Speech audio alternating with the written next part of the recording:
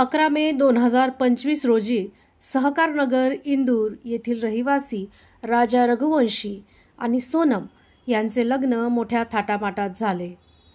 दोन्ही कुटुंबांच्या संमतीने झालेल्या या लग्नानंतर 20 मे रोजी नवविवाहित जोडपं इंदूरहून गुवाहाटीला त्यांच्या हनीमूनसाठी रवाना झाले. इंदूरहून बेंगळुरू मार्गे ते गुवाहाटीला पोहोचले, जिथे त्यांनी कामाख्या मंदिरात दर्शन घेतले. 22 मे रोजी ते गुवाहाटीहून शिलाँगला पोहोचले, पण शिलाँगला पोहोचल्यानंतर 48 तासात 23 मे रोजी दोघेही गूढपणे बेपत्ता झाले.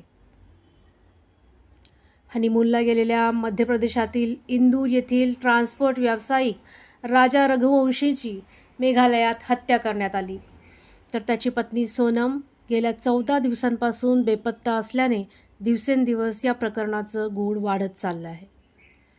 मेघालयातील सोहरा येथे एका खोल दरीत राजाचा मृतदेह आढळला होता, परंतु सोनमचा अद्याप काही पत्ता लागलेला नाही.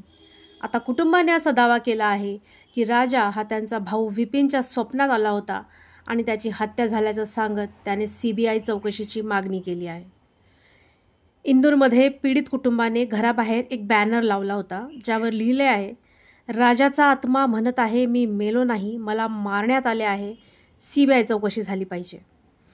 विपिन म्हणाले की राजा माझ्या स्वप्नात आला आणि म्हणाला की त्याची हत्या झाली आहे, आम्हाला CBI चौकशी हवी आहे. एका कॅफेमध्ये कॉफीच्या कारणावरून झालेल्या वादातून ही हत्या झाल्याची माहिती आहे. तर राजा आणि सोनम अखेरचे जिथे दिसले त्या शिलाँगच्या हॉटेलचं CCTV फुटेजही आता समोर आलं आहे. तर जिथून सोनम बेपत्ता झाली ते ठिकाण बांगलादेश सीमेच्या जवळ असल्याने सोनमचं अपहरण करून तिला बांगलादेशात नेल्याचंही म्हटलं जात आहे. त्यामुळे दिवसेंदिवस हे प्रकरण अधिकच गुंतागुंतीचं होत चाललेलं आहे. हे जोडपे 23 मे रोजी चेरापुंजीजवळील ओसारा हिल्सजवळ बेपत्ता झाले.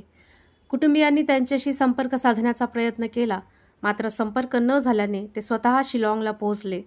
शोध घेऊनही ते न सापडल्याने कुटुंबियांनी इंदूरला परतल्यावर पोलिसांकडे तक्रार दाखल केली.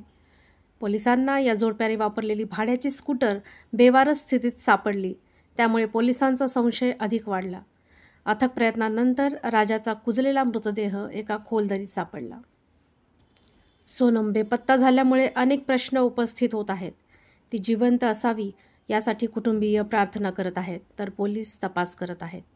या प्रकरणाचा तपास CBIकडे सोपवण्यात यावा अशी मागणी राजाच्या कुटुंबियांनी केली आहे.